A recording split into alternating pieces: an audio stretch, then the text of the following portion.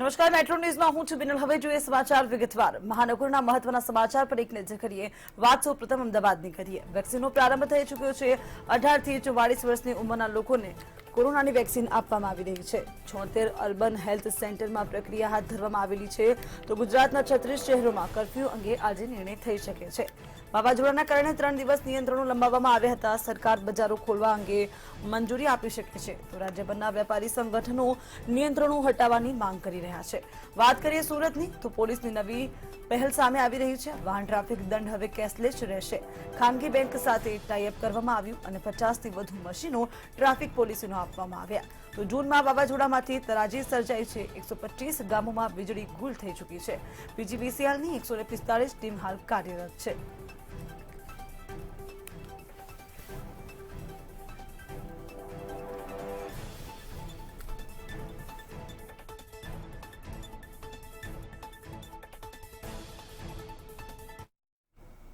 હવે વાત કરીએ કોરોના કાળની।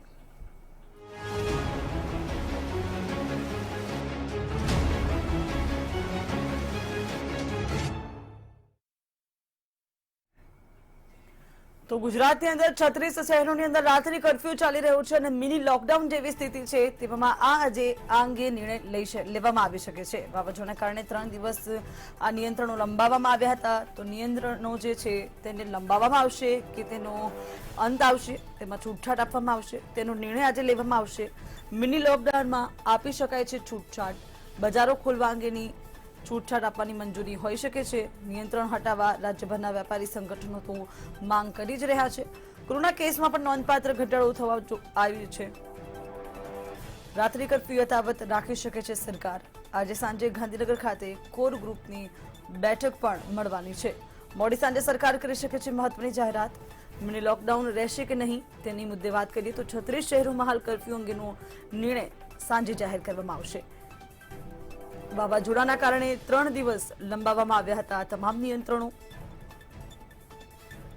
લંબાશે કે પછી તેમાં છૂટછાટ મળશે, આજે સાંજે તેનો નિર્ણય કરવામાં આવશે।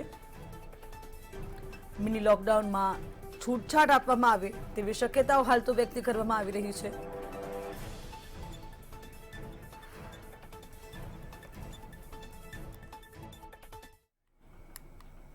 કર્ફ્યુની અવધિ આજે પૂર્ણ થઈ રહી છે, ત્યારે કર્ફ્યુ અંગે સરકાર નિર્ણય લે તે પહેલા નિયમો હટાવવા મુદ્દે વેપારીઓએ અપીલ કરી છે। વેપારીઓની છેલ્લી 1.5 વર્ષથી કપરી પરિસ્થિતિ છે, ત્યારે મંતવ્ય ન્યૂઝે વેપારીઓ સાથે ખાસ વાતચીત કરી અને વેપારીઓની વ્યથા સાંભળી હતી।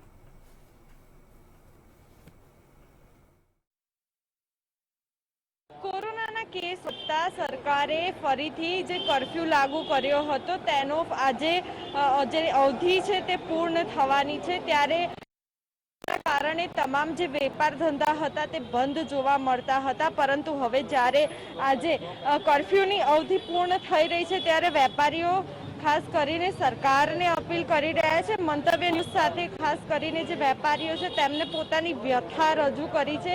ત્યારે કોરોના કાળમાં છેલ્લા 1.5 વર્ષથી વેપાર ધંધામાં આર્થિક કટોકટી જોવા મળી રહી છે। વેપારીઓને રાતા પાણીએ રોવાના દિવસ આવી ગયા છે। ત્યારે આજે કર્ફ્યુની અવધિ પૂર્ણ થઈ રહી છે, તો શું કહી રહ્યા છે વેપારીઓ જાણીશું તેમની જ પાસેથી। શું કહેશો, આજે કર્ફ્યુની અવધિ પૂર્ણ થવાની છે, શું આશા છે સરકાર પાસેથી? બેન, અમારે જ્યારે 22 માર્ચ પીએમ સાહેબે કીધું કે ભાઈ તમે લોકડાઉન 1 દિવસ માટે રાખો, તો મને લાગે છે કે 23 અથવા 24 હશે રવિવારે સાહેબે કીધું કે થાળી વગાડો એ લોકડાઉન રાખો તો કોરોના ભાગી જશે। પણ એને 1 વર્ષ થઈ ગયો, કોરોના ભાગી નહીં। અમારા ધંધા તો ભાગી ગયા, તો કોરોના નથી ગઈ। અમે ઘણું નુકસાન થયો, અમે ઘણું નુકસાન કર્યો। અમારી પ્રોપર્ટી ઓક્શન થઈ, બેંકોના વ્યાજ પડ્યા ને રોજીરોટીની બહુ તકલીફ થઈ, છતાં પણ અમે સહન કર્યો। ફરી એ સરકારે ફરી આ લોકડાઉન લગાવ્યો છે, તો નાના વેપારી તો ખલાસ થઈ ગયા છે, એની રોજીરોટી એકદમ ખતમ થઈ ગઈ છે। સરકાર કોઈ સાંભળતી નથી, નાના વેપારી સાથે કંઈ મળતી નથી। મોટા મોટા ઉદ્યોગપતિ સાથે વાતો કરી ડિસિઝન લઈ લે છે। તો અમારી હાલત, અમે તો હવે મારા વેપારી છે ને થેલામાં સામાન લઈ દુકાન આગળ બેસે છે ને વેપાર કરે છે। એની પાસે એવી હાલત છે કે ઘરનો ખર્ચો કાઢવા માટે તકલીફ છે।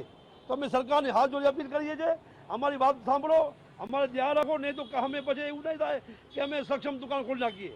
એ અમે સરકારને અપીલ કરીએ છીએ। બિલકુલથી અન્ય પણ આપણી સમક્ષ વેપારી હાજર છે, તેમની સાથે પણ વાત કરીશું। શું આશા છે, કર્ફ્યુ પૂર્ણ થવાની છે આજે અવધિ, ત્યારે શું કહેશો સરકારને? અમે અત્યાર સુધી સરકારના સાથે હતા અને હજી બી આગળ સરકારની સાથે છીએ। હવે અમારે બહુ ખરાબ હાલત છે, પણ હવે એક્સપેક્ટ કરીએ છીએ કે ગવર્મેન્ટ આજે જે ડિસિઝન લે એમાં નાના મોટા વેપારને અમુક અવધિ માટે ચાલુ રાખવાની છૂટ આલે, જેથી કરીને અમે અમારી ગાડી પારી પાટા પર લાવી શકીએ। બહુ જ તકલીફ છે અને ગવર્મેન્ટને બધું ખબર જ છે, પણ ગવર્મેન્ટ આનો કંઈ સારો રસ્તો લાવે કે ના અમારો વેપાર થોડા ટાઈમ માટે ચાલુ રહે એવી કંઈ વ્યવસ્થા કરે।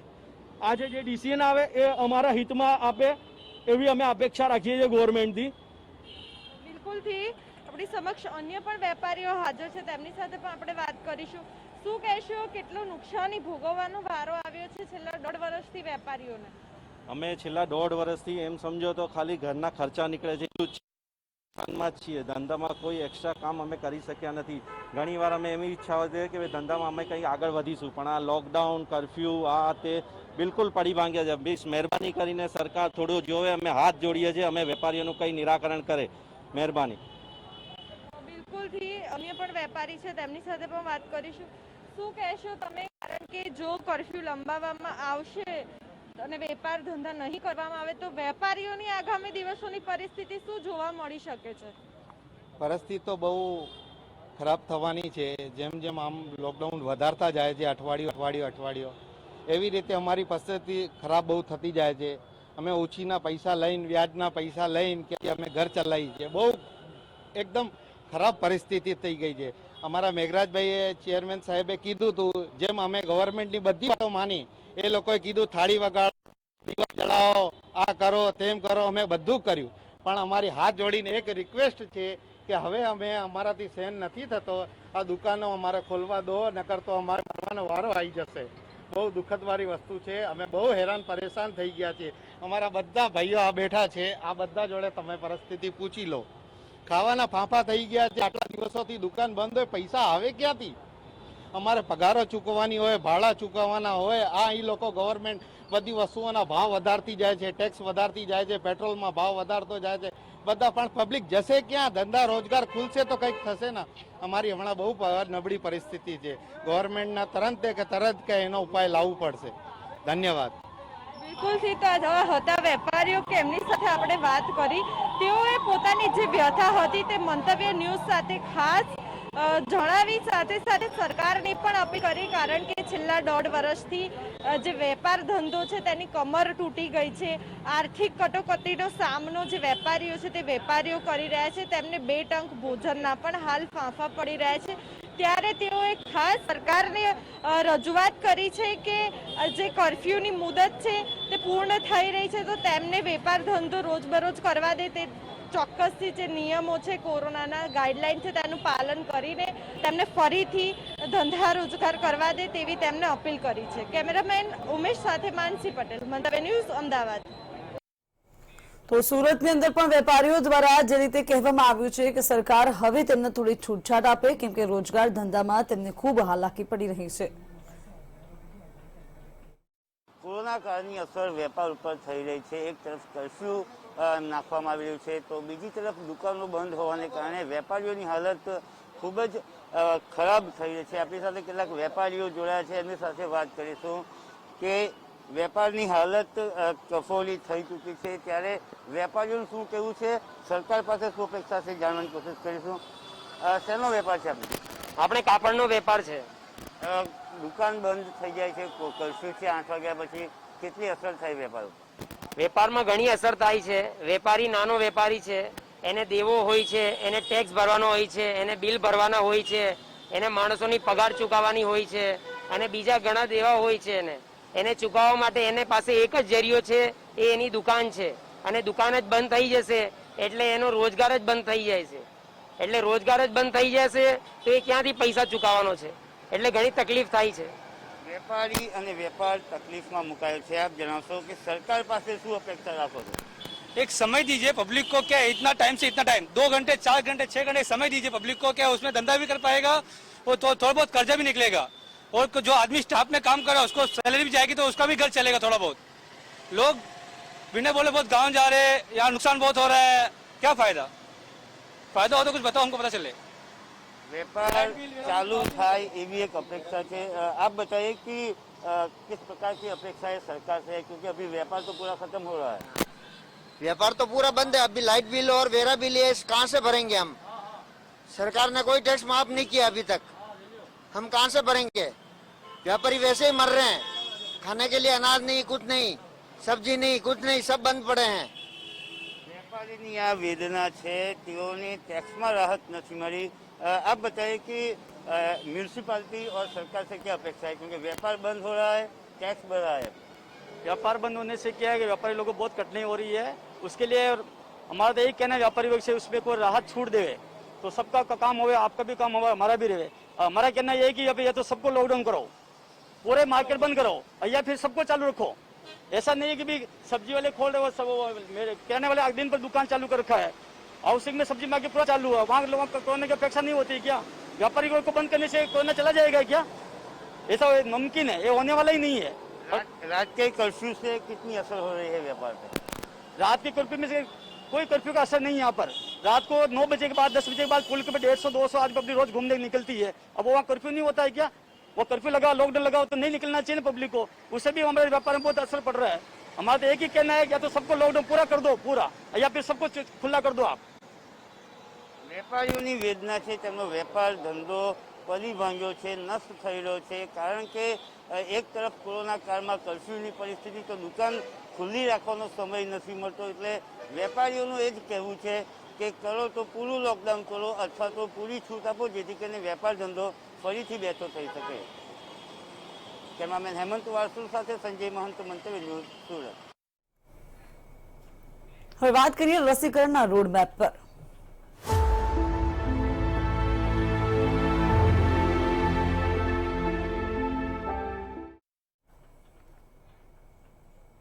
સુરતમાં આજથી વેક્સિનેશન શરૂ કરવામાં આવ્યું છે। વિવિધ ઝોનમાં સેન્ટરો ઉભા કરવામાં આવ્યા। મહત્વનું છે કે 4 દિવસ બાદ વેક્સિનેશન શરૂ થતા લોકોની ભીડ ઉમટી હતી।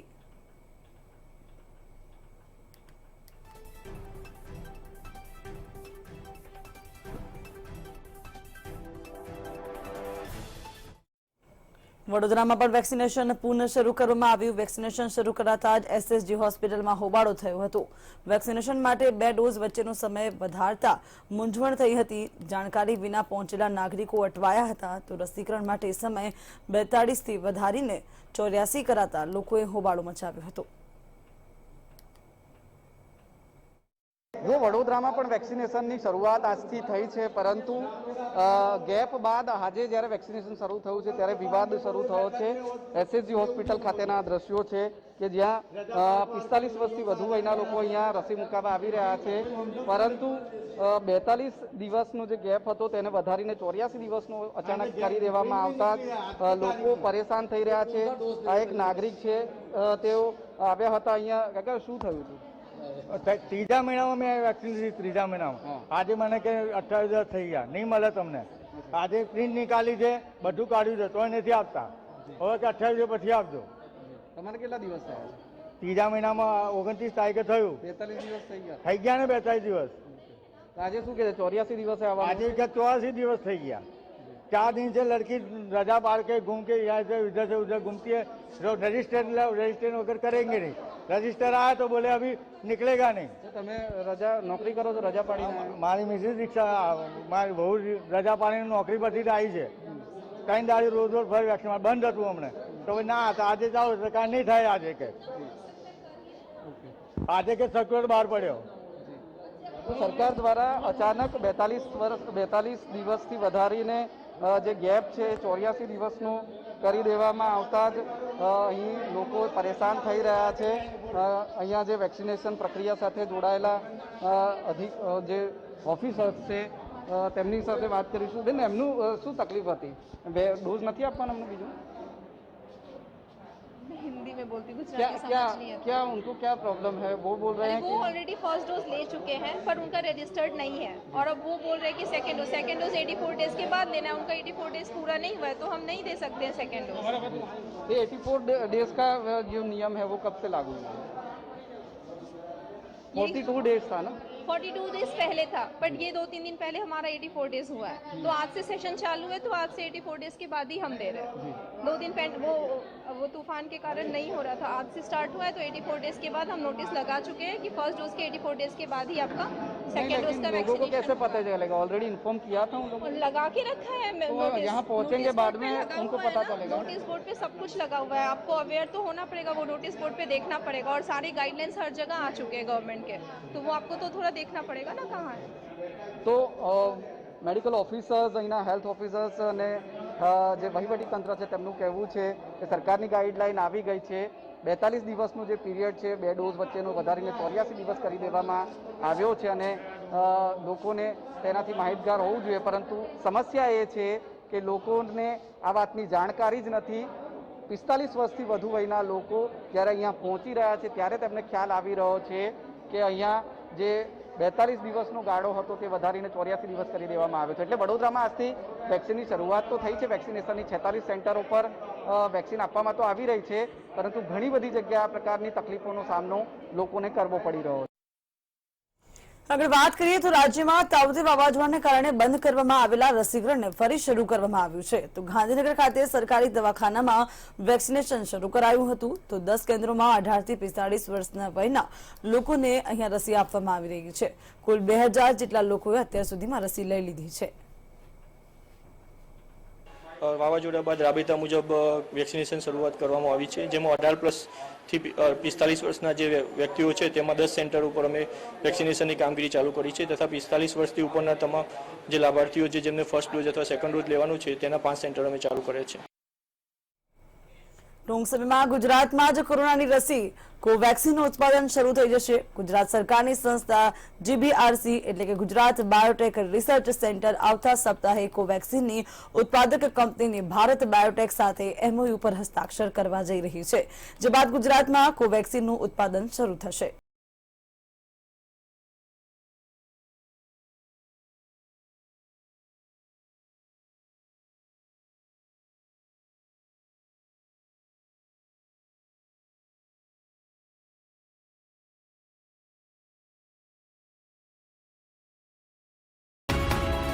કોરોનાને લઈને લોકો જાગૃત થતા વેક્સિન લેવા માટે વેક્સિનેશન સેન્ટર પર લોકોનો ધસારો જોવા મળી રહ્યો છે। હાલ વેક્સિનનો જથ્થો એટલા પ્રમાણમાં ઉપલબ્ધ નથી થઈ રહ્યો જેટલા પ્રમાણમાં લોકો વેક્સિન લેવા માટે ઉમટી રહ્યા છે, પરંતુ ગુજરાતમાં વેક્સિનની અછત હવે ટૂંક સમયમાં દૂર થઈ જશે તેમ કહી શકાય। ગુજરાતમાં જ થશે કોવેક્સિનનું ઉત્પાદન। જીબીઆરસી એટલે કે ગુજરાત બાયોટેક રિસર્ચ સેન્ટર આવતા સપ્તાહે કોવેક્સિનની ઉત્પાદક કંપની ભારત બાયોટેક સાથે એમઓયુ પર હસ્તાક્ષર કરવા જઈ રહી છે, જે બાદ ગુજરાતમાં જ કોવેક્સિનનું ઉત્પાદન શરૂ થઈ જશે। જીબીઆરસી અમદાવાદની બાયોટેકનોલોજી રિસર્ચ પર કામ કરતી કંપનીઓ હેસ્ટર બાયોસાયન્સ અને ઓમની બીઆરએક્સ બાયોટેકનોલોજી કંપનીઓની સાથે મળીને કોવેક્સિનનું ઉત્પાદન કરશે। 2 કરોડ ડોઝનું ઉત્પાદન કરવામાં આવશે। આ બંને કંપનીઓ મળીને ગુજરાતમાં ઓછામાં ઓછા 2 કરોડ ડોઝનું ઉત્પાદન કરશે, જેમાંથી સરકાર સાથેના કરાર મુજબ 50% લેખે 1 કરોડ ડોઝ ગુજરાતને મળવાપાત્ર રહેશે। રાજ્ય સરકારે પણ ખરીદીને જ લેવી પડશે કોવેક્સિન। અલબત્ત ગુજરાત સરકારે પણ આ કંપનીઓ પાસેથી રસી ખરીદીને જ લેવી પડશે। આ પ્રક્રિયામાં ગુજરાત સરકાર સામેલ હોવાથી સરકારને આ રસીના ડોઝ પ્રમાણમાં ઓછી કિંમતે મળી શકે છે। બાકીના 50% ડોઝ કંપની કેન્દ્ર સરકારની સૂચના અનુસાર વિતરણ કરી શકે છે। આગામી સમયમાં આ રસીનું ઉત્પાદન વધારીને 4 કરોડ જેટલું ઊંચું લઈ જઈ શકાય તે મુજબની ક્ષમતા વિકસાવવામાં આવશે અને ઉત્પાદન વધશે તો તેટલા વધુ ડોઝ ગુજરાતને મળશે। આ રસી અંગેની ટેકનોલોજીના શેરિંગ બાદ જ રસીનું ઉત્પાદન શરૂ થશે। આવતા સપ્તાહે તેના એમઓયુ થયા બાદ 4 થી 6 મહિનાની અંદર આ રસીનું ઉત્પાદન ગુજરાતમાં શરૂ થઈ જાય તેવી પ્રબળ શક્યતા છે। બ્યુરો રિપોર્ટ, મંતવ્ય news.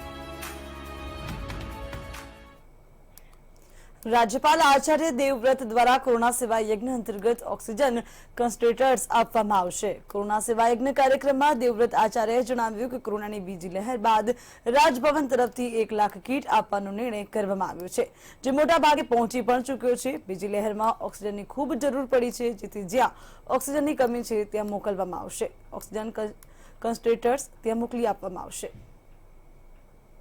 1 lakh kits ration kits देने का निर्णय लिया है। उसकी 2 खेप राजभवन द्वारा प्रदेश के विभिन्न जिलों में पहुंच चुकी हैं और अगली खेप बहुत जल्दी संभावित है।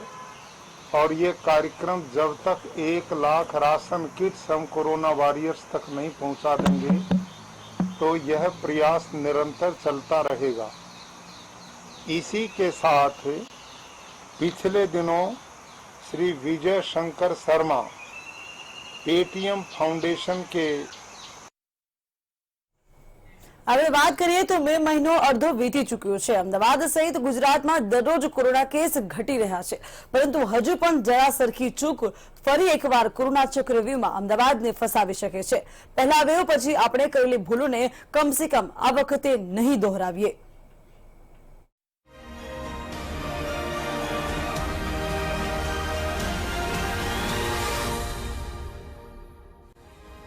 સંકેત સારા પણ સતર્કતા જરૂરી।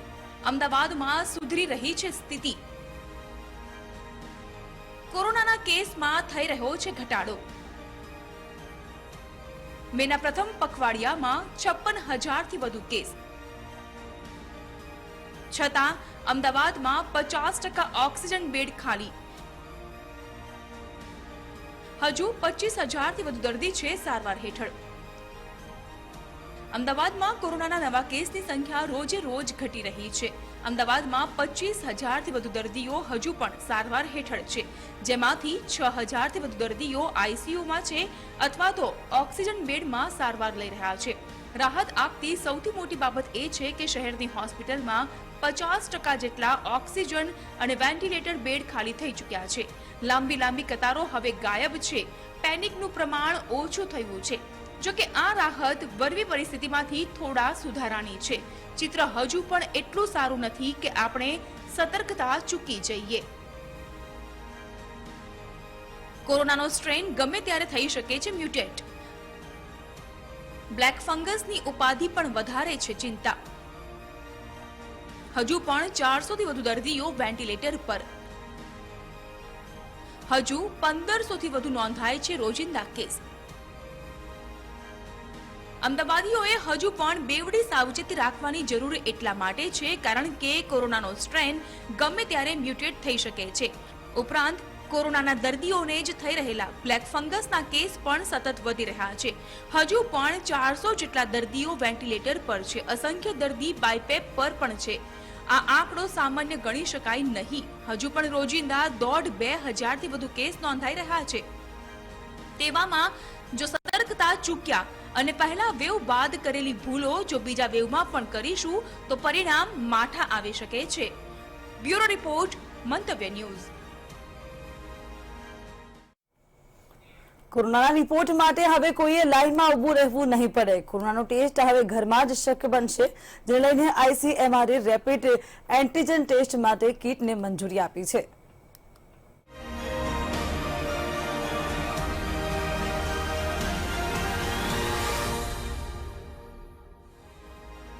કોરોના રિપોર્ટ માટે નહીં જોવી પડે રાહ। ઘરે બેઠા મળશે કોરોનાનો રિપોર્ટ।